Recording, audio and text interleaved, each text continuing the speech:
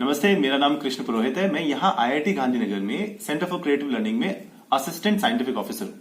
आज हम थोड़ा सेंटर ऑफ मास पे चर्चा कर लेते हैं, या इस चीज पे चर्चा कर लेते हैं कि कुछ चीजें क्यों बैलेंस में रहती हैं और कुछ चीजें क्यों खड़ी होने के बाद भी खड़ी नहीं रह पाती और लुढ़क जाती है।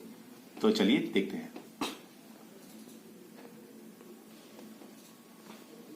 अब मान लीजिए मैं आपको बोलूं कि ये मेरे पास एक पाइप है कॉपर का, और मुझे इसको सिर्फ अपनी एक उंगली पे बैलेंस करना है।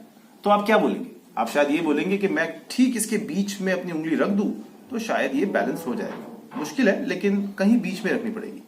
अगर मैं आपको बोलूं कि नहीं, मुझे बीच में नहीं, मुझे साइड में रखनी है और फिर भी बैलेंस करना है, तो आप बोलोगे नहीं हो पाएगा, ये बार बार पाइप जो है ऐसे गिर रहा है।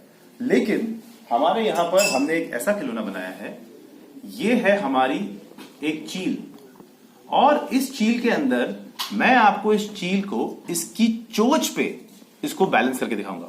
जैसा अभी अपन ने देखा कि अगर अपन बिल्कुल कोने में जाके चीजों को बैलेंस करने की कोशिश करते हैं तो वो नहीं हो पाती है, पर यहां अगर इस चील को बैलेंस करने की कोशिश करेंगे तो ये हो जाएगी। और देखते हैं कि क्या ये सच में होती भी है क्या। तो ये चील है, ये चील की चोंच है और ये मेरी उंगली है, और ये देखिए चील आराम से बैलेंस हो गई। तो आपने देखा कि ये चील कैसे आराम से बैलेंस हो गई। इस चील के बैलेंस होने का कारण है इसके सेंटर ऑफ मास के साथ थोड़ा बहुत हमने कुछ साइंस करे हैं, और वो मैं आपको अभी दिखाता हूं। ये देखिए, यहां पे आप देखेंगे तो इस चील के जो पंख हैं ये आगे की तरफ से ज्यादा भारी है, जिससे कि इसका जो सेंटर ऑफ मास है वो, अगर आपको यहां से देख के ऐसा लग रहा होगा कि कहीं इसका सेंटर ऑफ मास बीच में है, वो बीच में ना होकर थोड़ा आगे की तरफ शिफ्ट हो गया है।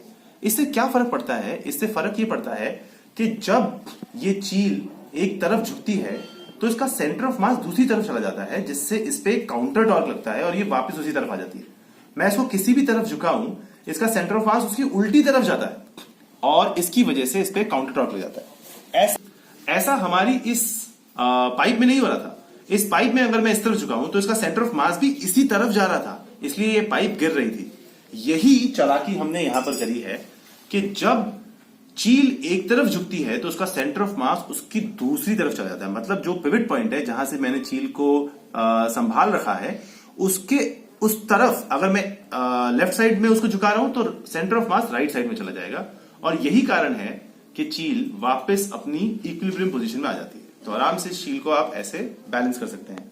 इसी सिद्धांत को यूज करके आपने देखा होगा कि डबल डेकर बसेस के अंदर जो उनका लोअर, मतलब जो उनका बेस होता है, उसको वो हैवी रखते हैं।